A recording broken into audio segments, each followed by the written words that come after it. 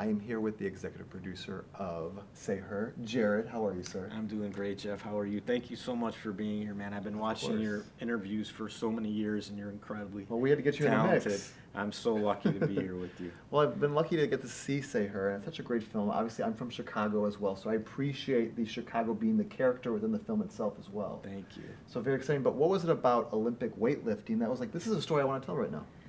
Yeah, it's been a love affair that's gone on for almost 40 years now. So by freak luck, in my high school, one of the coaches saw me lifting in the gym, and he thought I would like competing in this sport of Olympic lifting, which I really didn't know too much about at the time. I was just doing regular bodybuilding type stuff. What was it about you that they felt like you were the person to do this?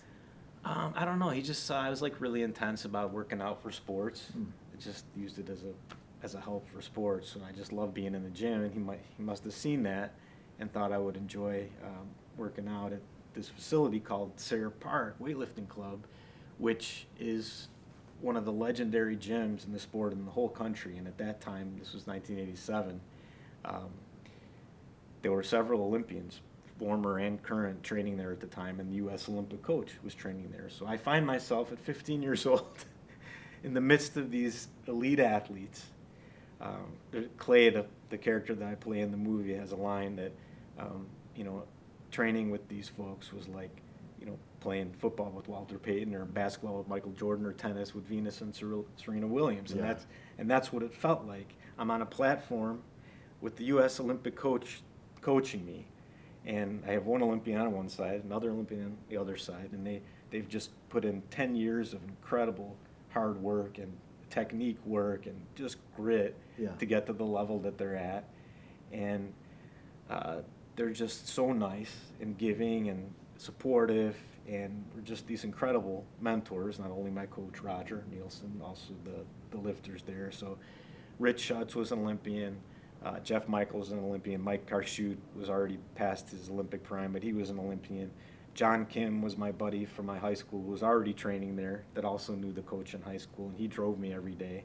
So without John, I never would have had the experience. So thank you, John. I love your brother. Steve Blevitt was a national junior lifter there. He was doing great. Paul Fleshler was an Olympian. Just these guys, I haven't seen them in nearly 40 years. Yeah. But I remember it like yesterday. Nice. How nice they were to me and how supportive, and it was just.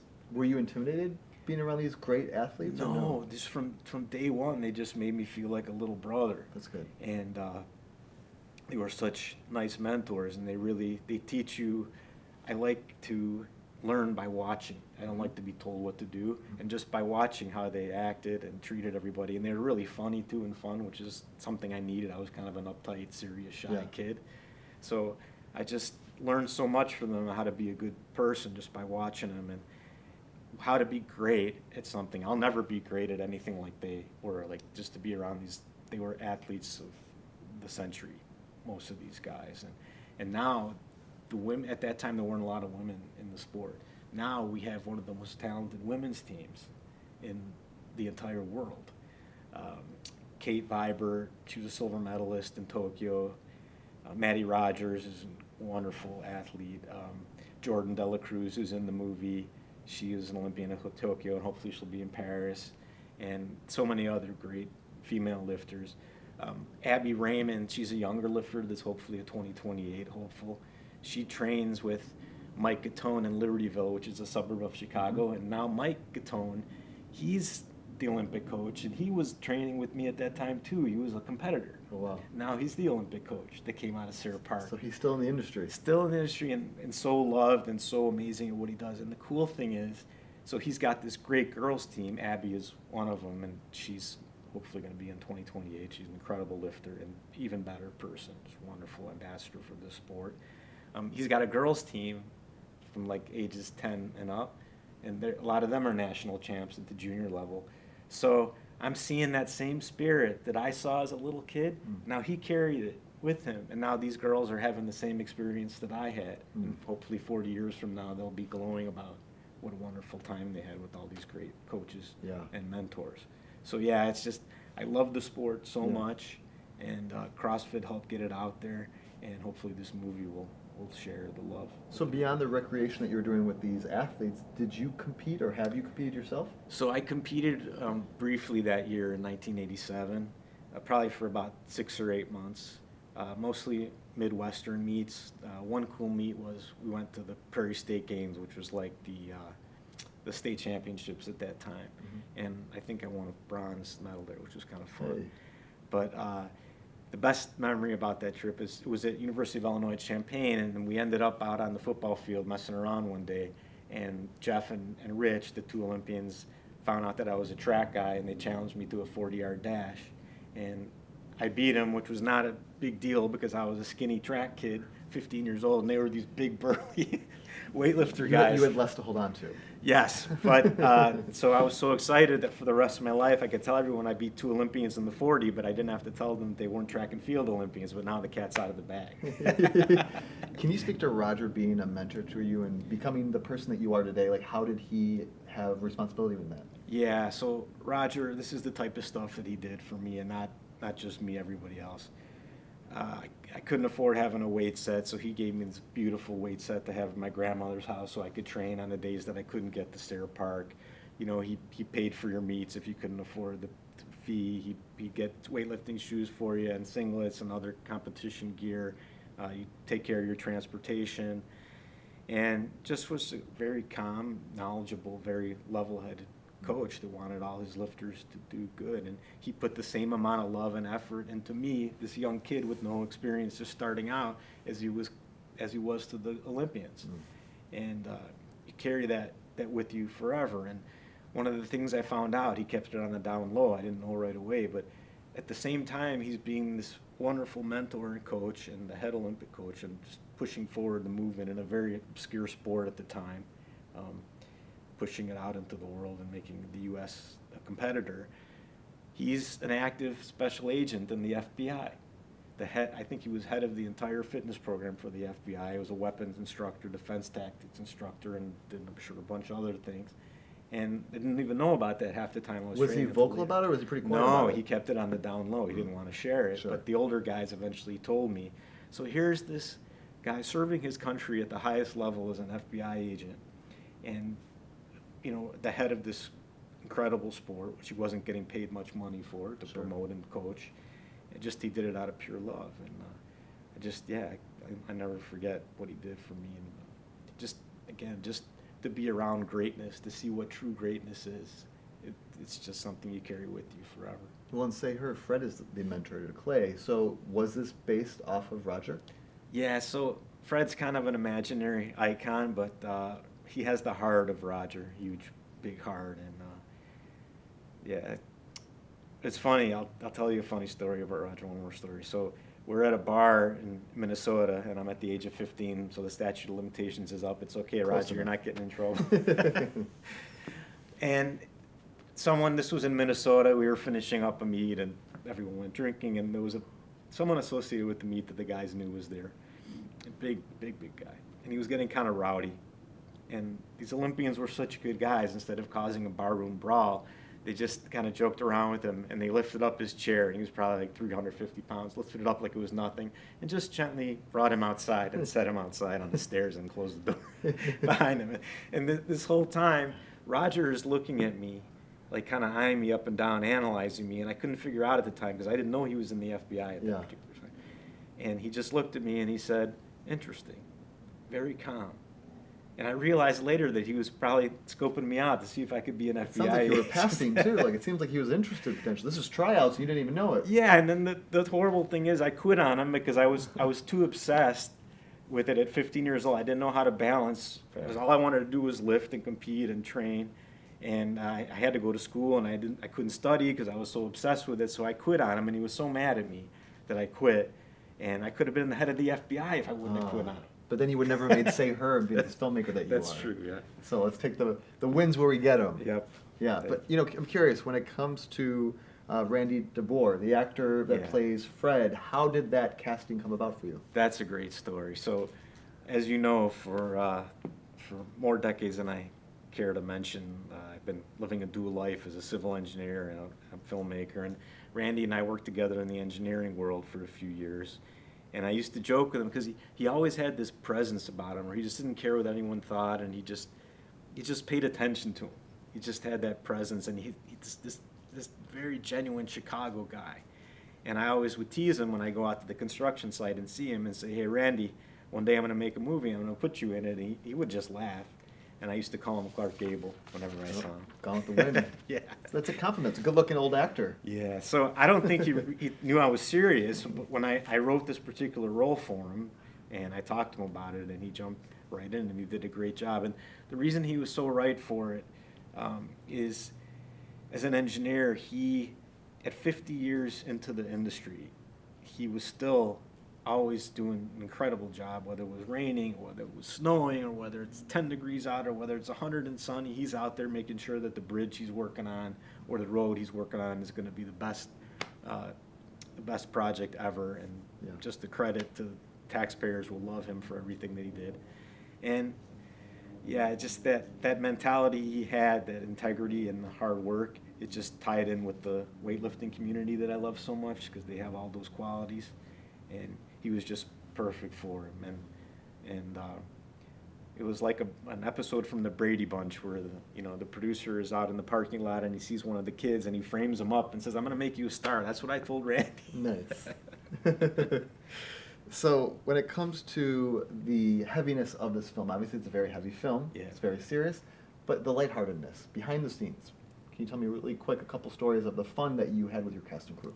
Yeah, the first day was super fun. It was the only day we had everybody on set. Violet, our child actress, who plays Abby, we wanted to get her back to school and wrapped out if we could. And I don't think she wanted to go back to school. She was having so much fun with us, but we felt it was a responsible thing. And then Randy, he had his grandkids coming to visit him the next day, so we were trying to wrap him out. So we had a massive amount of stuff to get done that first day, and we got it done, which was so awesome. Such a good feeling knowing that on our first day of filming, with all the hiccups, you can get that much completed. And just loved having the whole team together. That was the only day we had them. And at the end of the day, Becca and Violet had a fun little dance party that we showcased at the end of the movie. So you have to watch all the credits. Stick around, right? Yeah, because we show their little dance party after the credits roll, which is kind of fun. So Jared, your co-star in Say Her, Becca, she plays like your counterpart, and after people see this film, you kind of realize that not everything is what you see is on screen is really happening the way you expected. I'm not trying to spoil anything, but it's a very interesting conclusion and full story with you. How is it working with Becca as an actress playing this counterpart to Clay? Yeah, it was wonderful working with Becca. We miss you, Becca. She was supposed to be here, but she's under the weather a little bit today. But she did an excellent job in this. Incredible job. So yeah, working with Becca was so wonderful. And in the rehearsal weeks building up to the shooting, not just performing the parts and learning the characters and sharing with each other, she was a really good sounding board for things with the story. She had some good suggestions for dialogue, tweak, and there's some heavy elements of the story, and I really needed her to be a sounding board and listen to and get her thoughts on it. She was so good with that.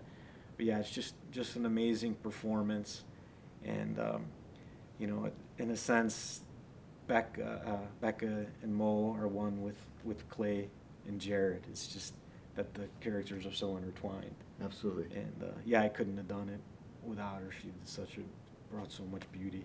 It's good to hear. Inside and out to the movie. So challenges-wise, when this is a smaller production, there will be challenges. There's Sure. time restraints, there's time of your cast and crew. Right. Can you speak to some of the challenges that you had to overcome on Say Her? Yeah, the biggest one is we had such tight filming hours for Sayre Park, but again I had to film at Sayre, and walking into Sayre in 2023, scoping it out for the shoot, not having been there since 1987, it was such an overwhelming feeling. All that goodness came back, all the beauty that I witnessed there, and all the just incredible greatness that I witnessed there from everybody came back. And I just had to shoot there. So even if they would have allowed me only 1 hour a day, I would have stretched it for 3 weeks somehow, just to be able to shoot it. But so yeah, the hours are very restrictive. It's Chicago Park District building, and that was a big challenge. But we all got together ahead of time and dialed in exactly what we needed to get done every day, and worked really, really hard preparing. And then also, we shot in the middle of the summer, in one of the hottest summers we've had in a long time, in a place that's already called the Sauna. That's what all the lifters call it. That doesn't sound like a compliment. No, so there's some air conditioning in the building, but not much.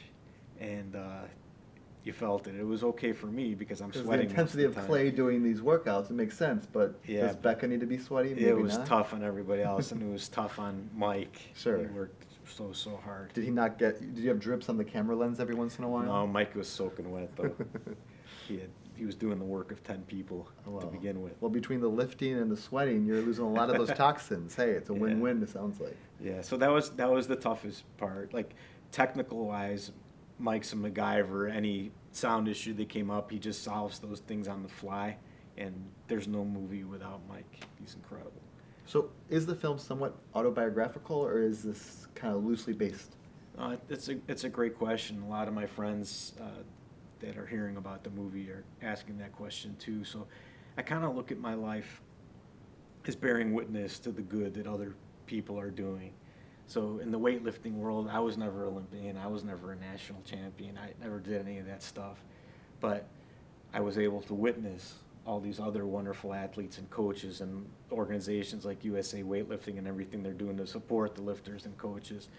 I was able to bear witness to all the wonderful stuff they're doing and, make a movie to honor them. Similarly, in the construction world, I'm not a construction worker. I was an engineer. You're kind of a manager. You're not doing the hard physical labor. But I was able to bear witness to all these incredible, hardworking people that are doing such a tough job. Pouring concrete is a very hard thing to do. Digging ditches is a very hard thing to do. Laying sewer pipe. These things are really physically demanding, and they hurt. And there's a lot of spiritual and emotional pain goes along with it too, because you're working really long hours, you're not with your family, and they sacrifice a lot for the greater good of society. So I saw all these great stories in the construction world that I get to share with others too, so I was able to bear witness to them. And then the third thing, which kind of ties the story together, is having had this passion for at-risk youth my whole life, and having had a chance to work in some of the most challenged neighborhoods in our city. I worked construction for many years, hearing gunshots every day and all the things that these kids are growing up with. Just to honor the kids that are coming out of such challenged neighborhoods and being so successful, they're heroes. I mean, they're amazing, strong young men and women that can do this. And for the kids that aren't so lucky, that are having trouble, navigating through this torment of a situation of shootings and all this violent crime where they're growing up, I wanted to really shine a light on their plight and, kind of galvanize us all to try to do something together to make the next generation better. So that's kind of how I looked at it, just bearing witness to all this beautiful stuff that I was able to see and honoring all these people. Absolutely. So now, after doing Say Her and everything that you've done, I'm wondering if you want to say something to the at-risk youth out there, people that are looking for guidance right now. What message might you have for these individuals? Yeah, I think, there's a lot of people that want to help in this situation. There's a lot of organizations. There's places like Mercy Home for Boys and Girls, which we talked about. Arnie Duncan, who's the Secretary of Education, former Secretary of Education under Obama, set up a great organization called Chicago Cred. There's organizations there that are available for anybody that needs some guidance, whether they need help getting off the street or they need help getting in safe housing. There's a lot of groups that are out there. There's also a lot of violence interrupter groups that are really important for these kids. And one of the issues that came up recently in the newspaper was when there's shootings near schools, oftentimes the ones that can stop these shootings are the violence interrupters who may have had, criminal backgrounds, but they're out now and they got themselves these wonderful positions as violence interrupters, but they can't get into the schools because the school won't allow a former felon in there or someone that would serve time. So I think those people are out there, and we have to find a way to connect, Mhm. because they are the ones that could really stop. And to all give this. them a fair shake after learning from any kind of wrongdoings that may have happened. Absolutely, and they're doing such incredible work. They're saving lives. I mean, I honor everything that they're doing so much. We all have pasts, we all have mistakes that we've made, but what they're doing now, they're saving lives every day, and to be able to hook them up with the kids that need it, that's something that's so important. I know everybody's working on that in the anti-violence community, Mhm. but it's something that I wanted to talk about, and it's so important for us to get to work together to get to that. Absolutely. Yeah. Leslie, cast and crew, say her. What do you want to say to the people that stuck it out with you, made this piece, made this passion project beside you? I owe you for life. You guys are amazing. You gave me the best year of my life, from a career standpoint, and I'm just so excited to be on this journey with you and to share our work with everybody. And thank you from the bottom of my heart. We were all equals. We were a team. We all needed each other, and I love you all. So yeah, one of the things I looked at when we were talking about the three main themes of the film, lifting, construction, and at-risk youth, is the theme of turning pain into progress. So Clay has all this pain that he's gone through in his own personal life and from the things he's seen on the street. And there's so much pain there, and he, through lifting and ultimately being able to help Abby at the end of the movie, he's able to turn that pain into progress. And I look at that's what these lifters do every day. There's so much personal stuff they're going through, and physical pain that they're going through from the actually training. Sure. And they love it. They love the sport, of course, but it's tough. Mhm. And in the end, they produce this amazing elite athlete. And similarly in construction, these laborers, whether they're drilling shafts or pouring concrete all day or erecting bridge beams, it's very physical work, and it's tough. Mm. And they got all this physical pain and everything else that comes with not seeing your family, the emotional and spiritual pain. And in the end, they have this beautiful piece of infrastructure. So I think that concept of turning pain into progress is something so valuable for any youth, but particularly at-risk youth that may have so much unbearable stuff. A reminder that the effort and the sacrifices were worth it. Yes. Hopefully, and you Yes. push for that. Yes, and so it's such a valuable concept for any of us to have, Mhm. but especially for them. And so I think, like, setting up sports programs and arts programs, people are doing a good job of getting those in the inner city and giving opportunities to those that may not have it otherwise. But I think Olympic weightlifting is a great outlet, and it would be wonderful to work with USA Weightlifting to try to get some programs set in the inner city, because I think we could produce some wonderful Absolutely. athletes that would love the sport, and it would help them get through a lot of their stuff. And Yeah. Similar too for construction, we can't expect everybody to want to go to college or have the means to go to college. And working in the trades, if you get a consistent union job, it's a good living. Yeah. So I think we have to set up a better pipeline in the inner city to pull kids that want to go into the trades or think they don't have another option if they can't go to college, to have a better system set up for them. Well, Jared, you spoke about wanting to start your own organization. Would maybe some of the organization work that you'd be doing help with that cause somewhat? No, absolutely, and I think because I have connections in the construction industry, I could be able to help with that type of thing, and in the weightlifting industry. So I've started the discussions with everybody, but obviously I don't have any funds right now to be able to do it, and God willing, success of the movie. When everybody loves Say Her, then it's going to That start would be the wonderful. momentum and the spark begins. Exactly. Hopefully. So I know you told me you spoke about your parents previously. Your parents are no longer with us. Right. So did they ever get to see an early cut of Say Her? That's an interesting question. We talked about earlier the deception of protection dilemma, and that's one other factor that kind of came into the mix.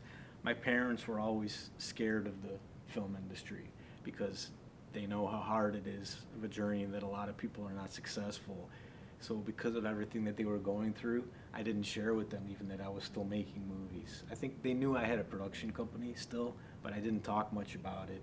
And again, it was because they were already under so much distress that I knew that them even knowing that I was working on a movie would scare them.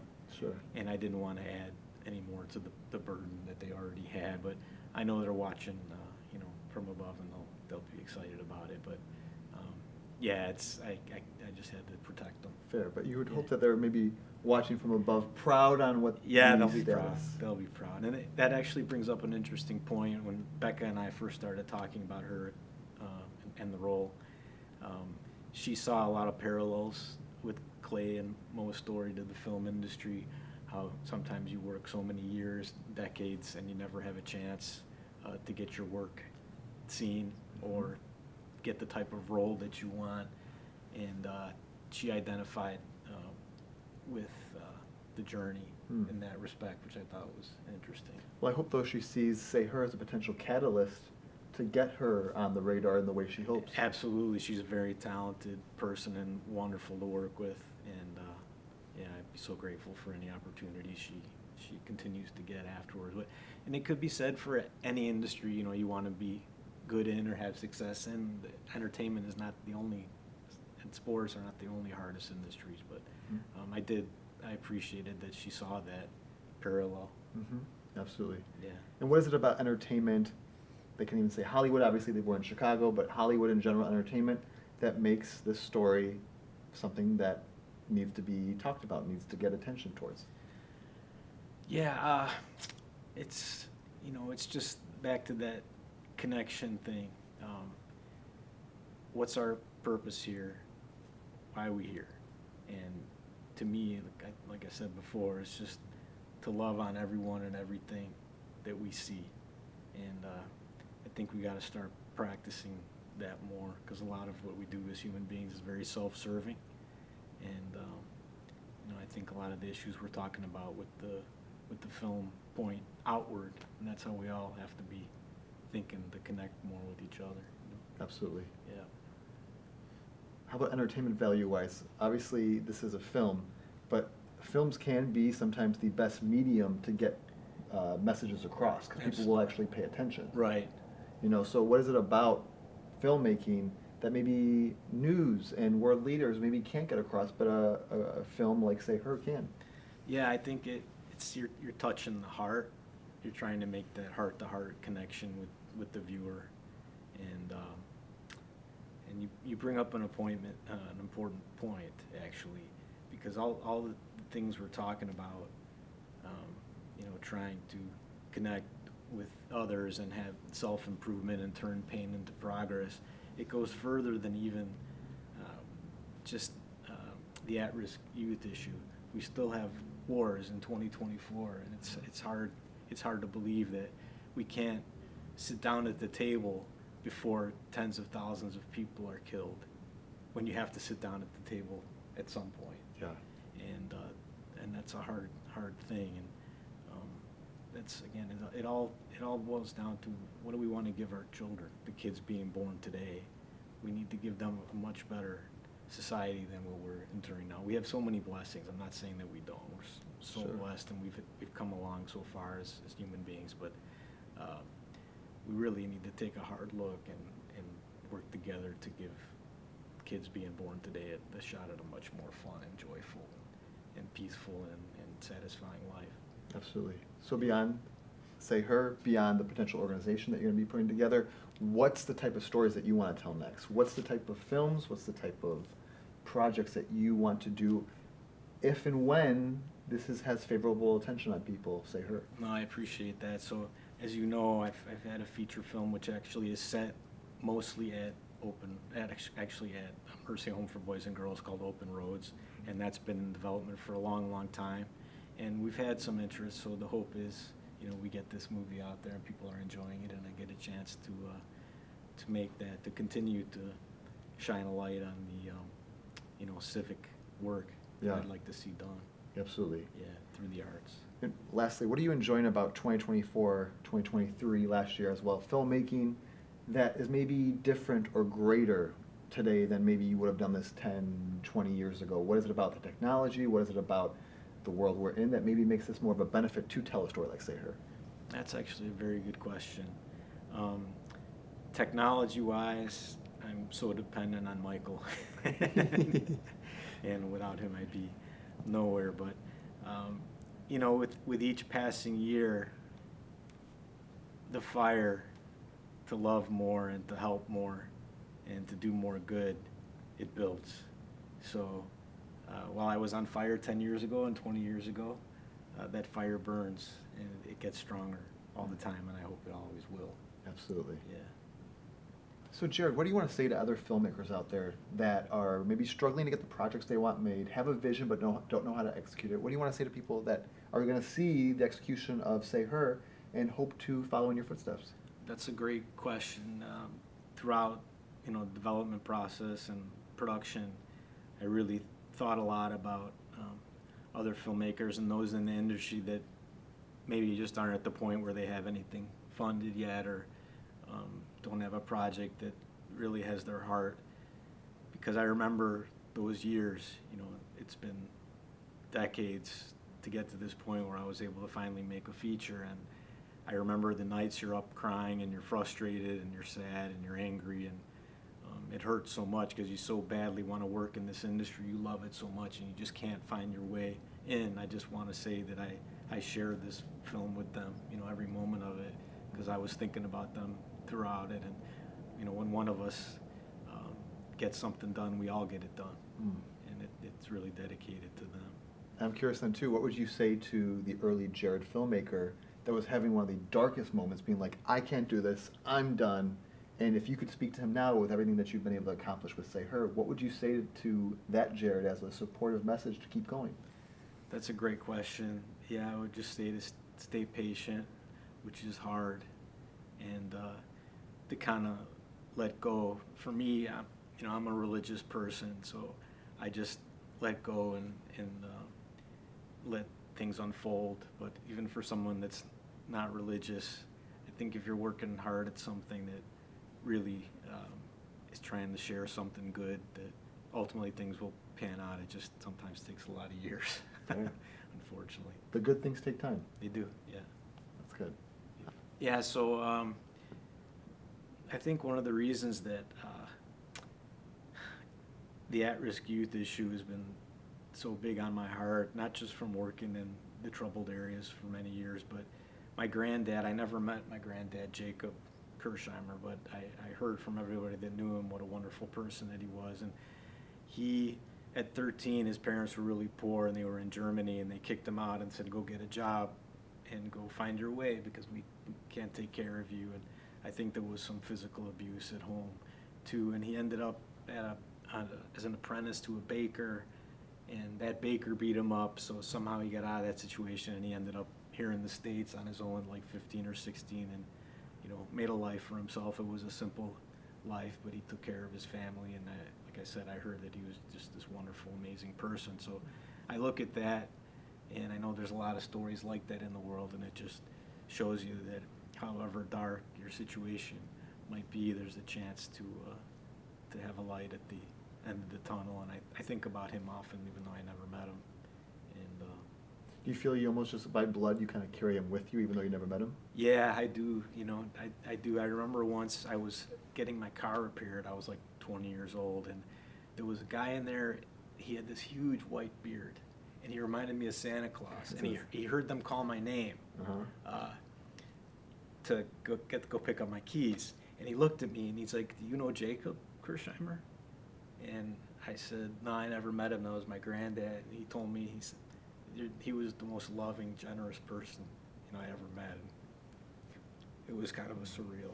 Did he say because he heard your last name, or because Just he? no, he I was heard gonna my say, last name, I wasn't yeah. sure maybe you guys look alike. No, he heard my last name. Oh wow. And that was a really beautiful moment. So I've had him on my heart throughout this journey to make films focusing on importance of mentoring at-risk youth, and I hope he's enjoying it. Well, Upstairs I was too. gonna say you have a packed house between him and your parents. Yeah. They're filling the seats ready for this movie. Yeah, and my dad was really close with them, so he Yeah. missed them a lot. So I feel good that they're together again. It's good to hear. But, So Jared, I have to tell you, obviously I know for years you've been very passionate about Mercy Home. yeah. So I was telling my family that I was going to be speaking with you and that you have been a champion of Mercy Home, and my mom and dad were like, both your grandmas have donated and volunteered at Mercy Home over the years. That is so cool. Like, shows what a small world, but also it's the Chicago way, I feel. It's the Midwestern values, people wanting to help each other. And I think that's depicted kind of within your Say Her film as well. No, I appreciate that. And Mercy Home is, again, a hidden gem in Chicago, just like Sarah Park is. Yeah. And so it just is all these great mentoring friendships I had with all these good athletes 40 years ago. Almost 30 years now, I've had this relationship with Mercy, and it was a much closer relationship when I was younger and had more time. I volunteered as a tutor and mentor. And once I didn't have time to do that anymore, I tried every year that I could to give a little bit donation-wise, like your family did. But yeah, it's a Chicago way, and but it's just a stellar organization. They have, I was just telling Lauren about this earlier on break. They take kids in, anyone that needs a home, and they have, it's like a dormitory situation where they have like a resident advisor, but it's a counselor that knows how to be an intermediary for any issues that come up and just be there for the kids, to love on them. They get them into schools. They make sure they have tutors if they need them. They have sports programs. They have religious stuff for them there. Yeah. And on top of all this, even when they move out, when they're older, like after high school, and they go out on their own, they still have an aftercare program for any needs that they That's may great. have. So it's this pillar of the community. It's a model for everything we should be doing. There should be 1,000 of these. Yes.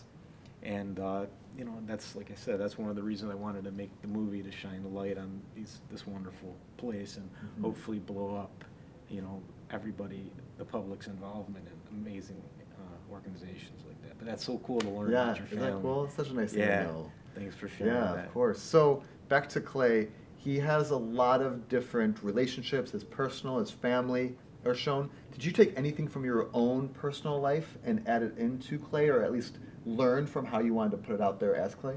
Well, one interesting thing was this deception issue that comes up. So you find out near the end that he really didn't have parents, even though he's talking about his dad, who was his coach, and his mom, who did the books at the gym.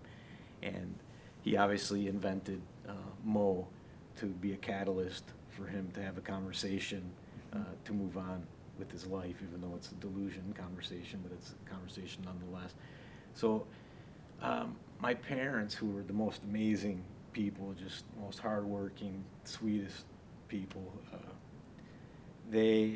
as they got older, they both had some major mental and physical health issues come up exactly the same time. So I had to take over pretty much every aspect of their life. And because of the fragile state that they were in mentally, I couldn't really have truthful conversations about a lot of things, like the cost of their health care was so high, and they were concerned about it, and they'd ask me, and I'd have to trim off a few zeros so as not to make them even more miserable. Yeah. And I was going through a divorce with my wife, and they keep asking me how she's doing, and I couldn't tell them. I had to tell them everything's okay. So I looked at it as like a deception of protection. I'm a straightforward person, and I wanted to be so honest, but in order to protect them, I had to tell all these fibs. And I kind of thought that was interesting, and that's why I wrote it in for Clay, that this deception, he's trying to protect himself, which is why, he invents this story about his mom and dad actually being in his life to protect himself from the inner pain where they were never there. And also, he's deceiving himself that he has to invent Mo to have the conversation that he can't have with himself one-on-one internally. So yeah, I thought that deception of protection idea was interesting, so that's why I inserted it there. So I'm curious, if you, Jared, after embodying Clay on screen and creating him for the screen, if you could say one thing to Clay after seeing all that he is, what would you, Jared, say to him today? One thing I would tell him is that his heart does indeed beat blood of gold, which is a line from one of Freddie Seldone's songs. 'Cause despite everything he's going through, and he's got a lot of negative things going on, and the heart is there, and I love him for that.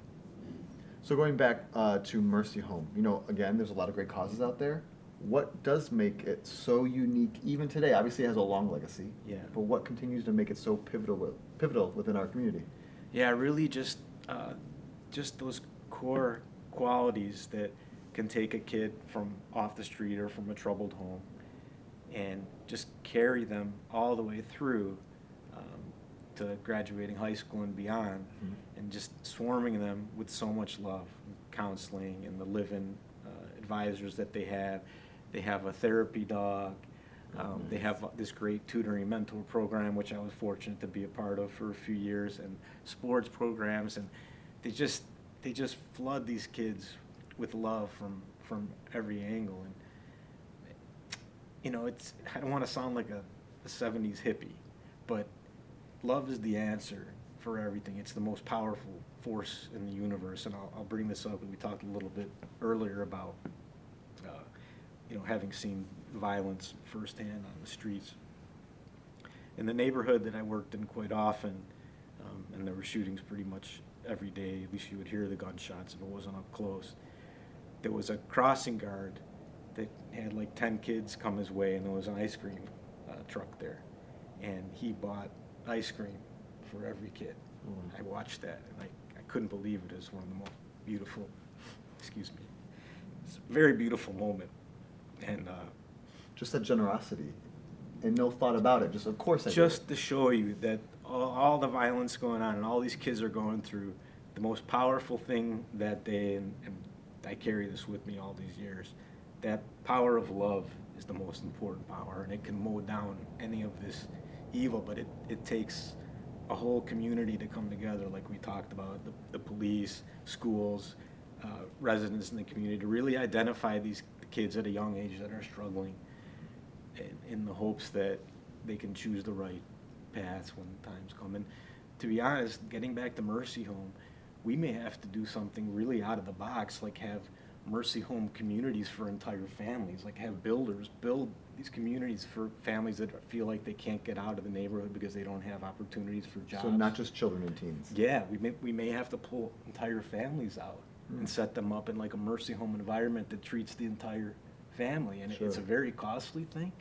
but I think we need think tanks, worldwide think tanks that are really hitting this issue, because we have the capacity to change society in one generation if we attack the very young children and any family members that maybe feel like they can't rise out of whatever situation that they're in. But I love kids so much, and I carry all these memories of the shootings in these neighborhoods with me every day, and I don't want them to have to endure that anymore. Yeah, I know it's a sensitive subject to you, but you bring up like the violence in the streets.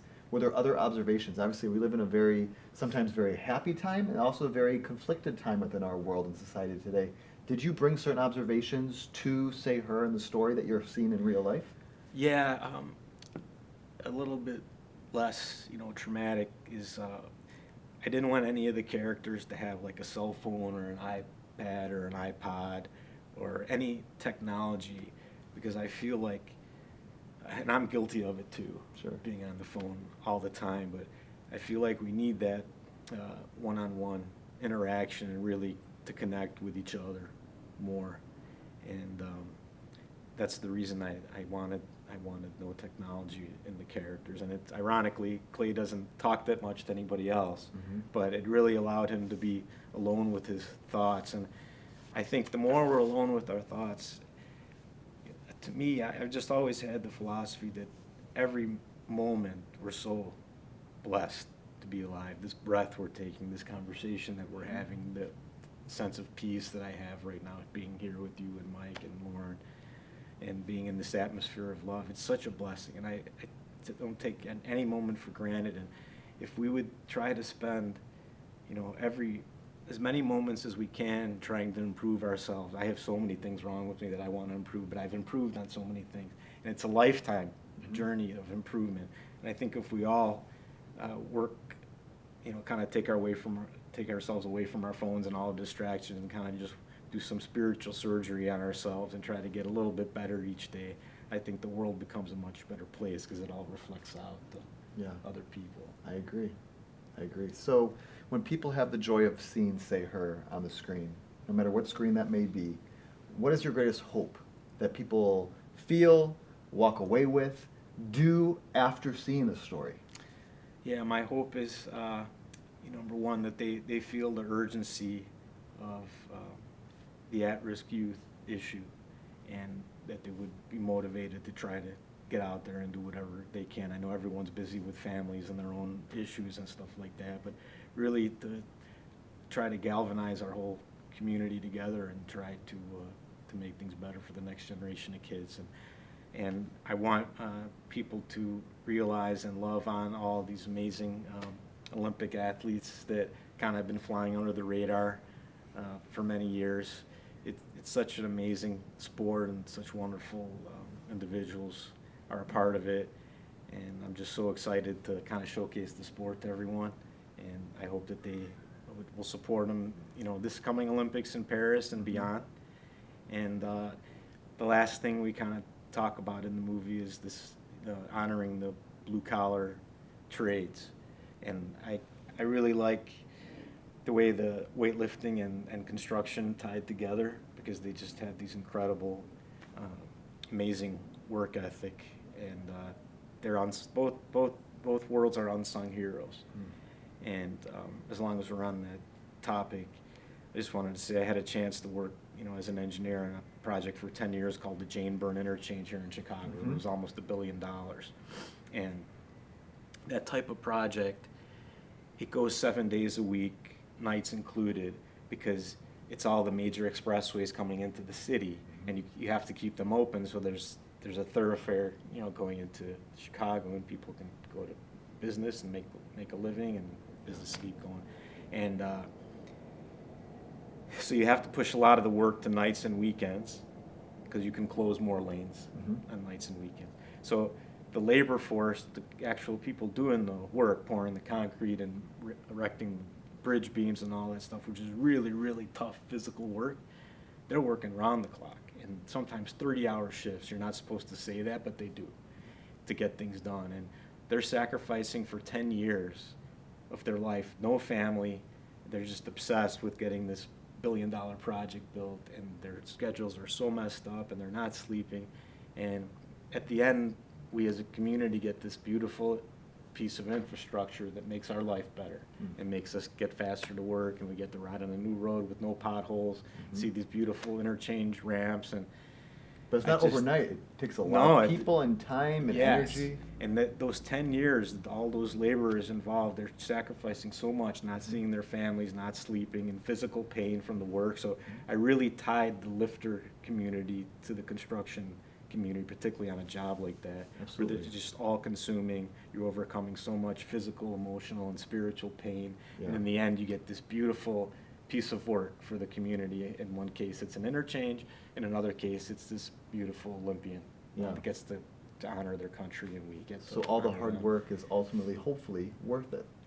Yeah, so it is worth it, and I hope that everybody gets to enjoy and appreciate, as I do, all the benefits of these two worlds. Yeah, so Jared, we live in a world where video streaming, there's so many endless options, there's so many different platforms these days. We can constantly watch anything right at our fingertips. What is it, in your opinion, about Say Her and its story that people should, with the cloud and the blur of so much entertainment and things to see, that they should give a chance to Say Her? Yeah, I think ultimately, the film's about connection and purpose, why we here. And to me and to Clay and to Mo, the answer is to love on everyone and everything that we see. And I think it's an important idea to share and to help us all move forward and make a better community for our kids. Absolutely. And what pride do you feel having this film, finessing the last touches on it, being ready to go, being shared with everybody? How's it feel? This has been a long time coming. I know you've been working on this project for years now. Yeah, so the film you know about, which is called Open Roads, that project is still in the midst, but this is something that kind of came out of another project that was pretty far along, and then didn't make it, so I kind of pivoted and went for this one. But yeah, this was incredible. Like I said before, all the challenges you go through, the development hell they call it in Yeah. the industry, years and years. This was the complete opposite. This was development heaven. I just was able to get this incredible group of people. Everyone has to be involved or it doesn't happen. Every single person made it happen together. We were all equals, and it's just overwhelming to, you know, finish a project and have it go so swimmingly. You know, there's always challenges, but it just went so well. And Mike's just an incredible editor, and the amount of work that he's done relative to the amount of money that I could pay him it's not fair to him, but he's just so stellar. And without him, there's no movie. So thank you, Mike. You're the best. I love you, man. So as swimmingly as it went, if you could go back to when you first started filming, after everything you experienced, would there be any filmmaking advice that you would give to that Jared? Any roadblocks you would have been like, hey, watch out for that, or anything? That's a good question. You know, that's the thing. Like, it went so swimmingly. The only thing that's next time I would try to negotiate for longer hours, but I really couldn't. Sure. Because I had one person to approve those hours. So even if you went back, would have been the same system? Yeah, I mean, I actually tried. I even pulled the engineering card and said, "Hey guys, I've worked on so many projects with the Park District, because the Park District owned the building, and the city of Chicago and the state of Illinois and the feds. Can't you cut me some slack?" And they wouldn't do it. But no, it was a great learning experience. Mike, I just learned a lot by watching Mike, because he's made more movies than I have, and that's how I like to learn. I like to watch. Yeah. And I had a brilliant person to watch in Mr. Mike. So, but yeah, it was really a wonderful, wonderful experience. I'm excited to share the movie with everybody. Absolutely. So Jared, at the end of Say Her, there is your character Clay teaching. He's actually taking his own skills and bringing them and valuing others with his skills and giving them the purpose and the skill. So what are your thoughts on coaches today and the real influence that they have on people's lives? Yeah, you know, a very dear friend of mine from grade school, he's the head wrestling coach at Deerfield High School, which is a Chicago area high school. And his name's Mark Pector. And when he started teaching and coaching there, they were about to end the wrestling program because they had no involvement. And he single-handedly, and brought in some other great assistant coaches, he turned it around, and for the last 18 years, they've had at least one state qualifier. So they have such an incredible program, and it's not just the coaching that he does. Every kid that he coaches or teaches in health class or gym class, he just teaches good values. And he has so many kids, especially his wrestlers, that come back with their, you know, in college and after college, and bring their kids, and he's just got this following. It's like a big extended family that extend way beyond their high school days. And I look at that and I think about all the good that one person was able to do, and the domino effect it has, because all the values that he taught them, they get to teach their kids and everybody they interact with at work, and it shows what a valuable human being that he is, and other great coaches and teachers like him.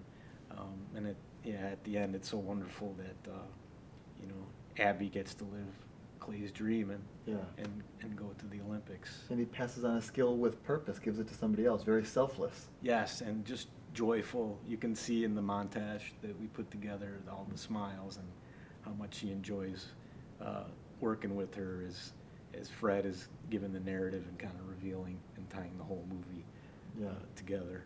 But again, like you said, stay past the credits, because I hear there's a dance party. Yes, it's a fun dance party you have to watch. It's like a Marvel film. You don't leave until the end of the credits, because there might be something else. Yes. So stick around for Say Her as well. Absolutely.